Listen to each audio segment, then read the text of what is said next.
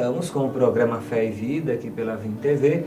Hoje nós estamos recebendo a visita do Washington Andrade, da comunidade Boanerges, e ele traz para nós uma reflexão bem apurada. Muitas vezes as pessoas têm uma consciência sobre São Bento, mas ele vem falar um pouco de toda a história e também trazer que a devoção a São Bento e a força e a expressão de São Bento dentro do cristianismo e até mesmo em meio ao seu tempo, ela é muito mais ampla.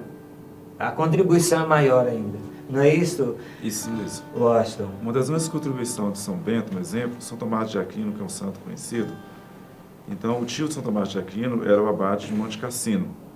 Então, São Tomás de Aquino, dos 5 anos de idade até os 14 anos, ele foi educado dentro de Monte Cassino. Então, todo o contexto da formação clássica, principalmente dentro do contexto de valores fundamentais, todo o conhecimento, né, das línguas, o aprendizado do latim, do grego, todo o contexto, toda a literatura, toda a prática ascética dos monges, tudo isso ele foi formado. Aí, quando ele tinha 14 anos de idade, teve o processo de guerras na época, ele teve que ser removido para a França. Sim. Então, por exemplo, dentro de Monte Cassino você tem ali grandes santos, como São Francisco eu citei, agora São Tomás de Aquino, e muitos grandes santos viveram naquele ambiente de formação de cultura. Se nós vamos fazer uma referência à biblioteca, à cultura, a maior referência que nós temos é a vida monástica beneditina. Você pega o Mosteiro de São Bento, São Paulo mesmo, é uma biblioteca lá de 500 anos. Nós temos livros lá de 1000 e tantos anos. O maior afresco que nós temos hoje de cultura está nesse contexto. Então, a questão cultural, como os cientistas deixaram bem claro, e tem um livro do professor Felipe Aquino, uma história que não foi contada, lá ele faz essas referências todinhas sobre essa evolução do cristianismo e o papel do cristianismo. O nome do livro é Uma História que não foi contada, do professor Felipe para Aquino. Registrar. Para registrar. Muito falado. Editora Cleófas. Para quem quiser ter acesso mais ao conhecimento. Então, a contribuição do São Bento é vasta nesse contexto. E assim, Washington, dentro da contribuição de São Bento, ganhou expressão a medalha, como nós falamos. Tem também uma oração muito conhecida, né? É aquela oração que a gente pode fazer aqui agora? A oração em latim, né, da medalha de São Bento, está em latim, cunhadas as iniciais, né? Cruz sacra, sed midi lux, non drax, sed midi dux, vai de reto satana no quara sua de menivana, sutimala equilibras ipis venena bibas. Aí nós acrescentamos, em nome de Dominus nosso Jesus Cristo. Em nome do Senhor Jesus Cristo. Em português, o que as pessoas mais conhecem, a cruz sagrada seja minha luz, não seja o dragão meu guia, retira de Satanás, nunca me aconselhes coisas vãs, é mal que tu me ofereces, bebe tu mesmo os teus venenos, em nome de Jesus. Só que nós temos que deixar bem claro que na época de São Bento não existia medalha. A medalha de São Bento foi criada oficialmente em 1877 pelos monges de Beoron, para comemorar o 14º centenário da morte de São Bento. Quando nós fazemos em comemoração de um momento importante, um selo. Para aquela época foi gravada a medalha. O que acontece? Aí os papas, né, o Papa Bento XIV, 1742, já havia vários pedidos, eles foram estudar a questão, porque era uma oração que São Bento ensinava para os monges no combate interior que eles travavam, no contexto do dia a dia dentro do mosteiro.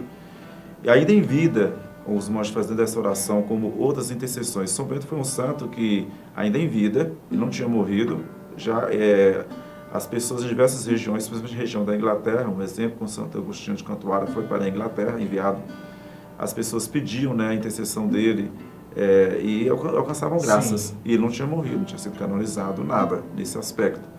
Os escritos de São Gregório Magno, né? O interessante que a gente percebe, né, Washington, é porque o efeito desse hábito, desta oração, o efeito do uso da medalha como um sacramental, ele começou a surtir, né, um efeito maior que até que o que se esperava, né? E por isso... fora a água, o sal... Foi ganhando forças. Fora a questão da água, do sal, do óleo, que está dentro do contexto litúrgico, tudo bem canônico, o único sacramental que é reconhecido canonicamente, está na bula canônica, né, que está no missal, é a medalha de São Bento, porque tem um exorcismo que foi desenvolvido pelo Papa Bento XIV. Os demais sacramentais, fora a água, que já é no contexto litúrgico, o óleo no contexto litúrgico, entendeu? o rito do sal, os demais sacramentais não têm esse, né, documento escrito nesse sentido. Então, dentro do contexto dos ritos, né, de bênção, de sacramentais, de bênção, do rito romano, você tem o exorcismo da medalha de São Bento.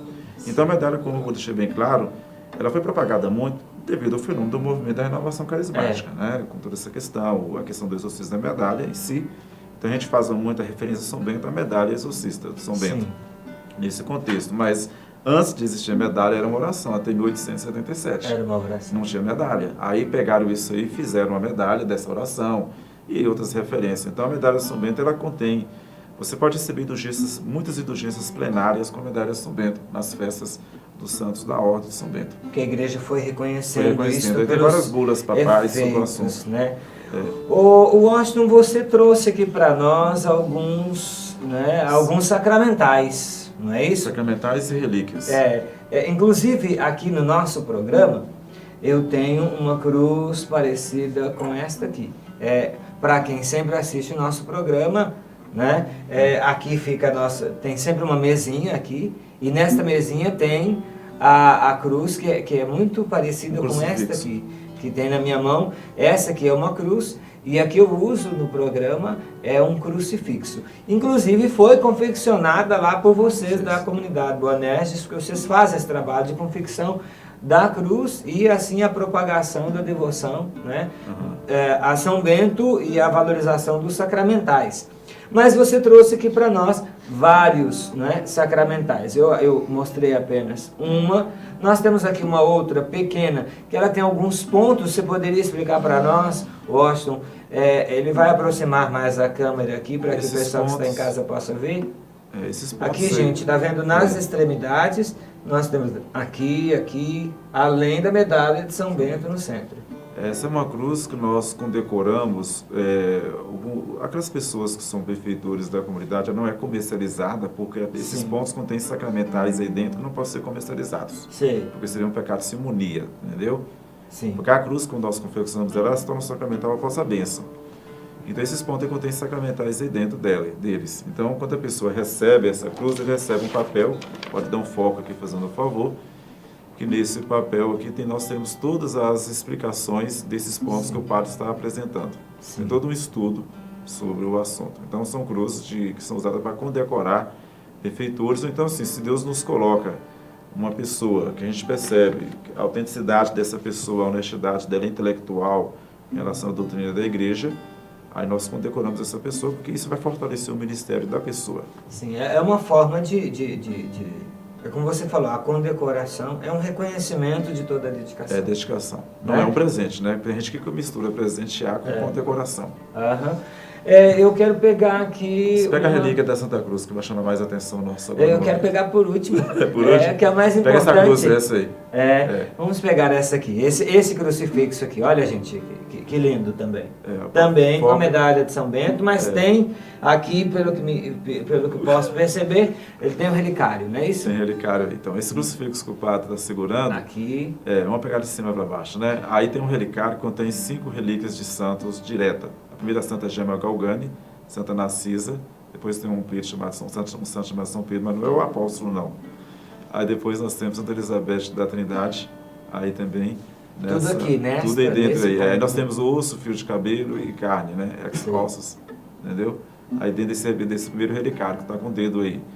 Aí abaixo desse relicário, aí nós vamos ter nos braços, né? Aqui, relíquias dos principais lugares de Israel, tudo bem? Onde que Jesus Cristo sofreu a agonia por nós, como o Monte Tabor, o Monte das Tentações, onde teve a vida de Jesus. Tem a pedra, depois que ele foi flagelado, ele fica na casa de Cleófas, né? Então tem aí também uma pedra do túnel onde ele ficou. Quando eu estive em Israel, eu já estive lá 2 vezes. A última vez eu estava com uma arqueóloga do Rio de Janeiro, há 20 anos que ela mora lá. Então ela me deu muitos acessos a lugares que eu precisava. Então eu fui conseguindo essas relíquias, são pedras. E também tem uma pedra também de Monte Gargano. Peraí, você está falando aqui de dentro do relicário? Do lado. Aqui, desse lado aqui? Dos dois lados. Dos dois lados. Tem várias pedrinhas aí dentro. Agora o foco melhorou, tá vendo? Então as pessoas estão vendo essas pedrinhas. Então essas pedrinhas, quando você abre a Bíblia, tem pedra não só de Jerusalém, dos lugares principais, né, da vida de Jesus.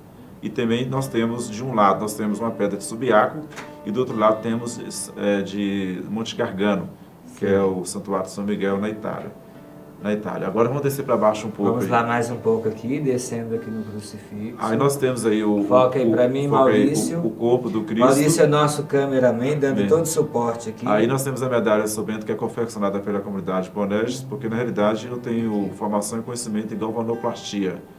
Aí depois, não está o seu dedo, tem uma relíquia de 2º grau da cruz de Cristo. Que é o quê? O que é uma relíquia de 2º grau? É um tecido apropriado que teve um contato com uma relíquia de 1º grau. Sei. Tudo bem? Então, relíquia de 2º grau. E embaixo você tem uma outra terra que tem a terra de Israel, a folha da oliveira mais antiga do Monte das Oliveiras e a pedra do Rio Jordão. A madeira de oliveira foi confeccionada pelos cristãos de Israel. Você não pode chegar lá em Israel, em todo o Santo Sepulcro, e sair comprando. Então dentro aqui tem madeira de oliveira, não é? A madeira da cruz toda é madeira de oliveira, confeccionada pelos cristãos de Israel. Dando aqui uma referência, quando você chega em Israel, o domínio lá é chinês. Aquela mercadoria que você vê em torno ali é produzida por chinês. Existe uma associação em Israel dos cristãos que vivem lá, que eles produzem esses sacramentais cruzes de madeiras de oliveira mesmo, de procedência, e uma forma de nós ajudar os missionários em Israel. Tudo bem? Eu quero fazer essa ressalva nesse contexto. E a madeira que eles usam lá, ela provém da oliveira mais antiga, que nós temos a oliveira lá em torno de 3.000 anos. A oliveira é uma madeira que ela não morre, sabia disso? Só cerca ela para a raiz, por isso que ela é o símbolo de Israel. E quando você sabe que o nosso assunto aqui está tão interessante que nós, assim, quase que estamos estourando também no segundo bloco. Então eu quero combinar com você o seguinte, nós vamos para o nosso intervalo. Ele já deu a deixa aqui, ele queria falar do relicário da Santa Cruz, é no próximo bloco. Voltamos já.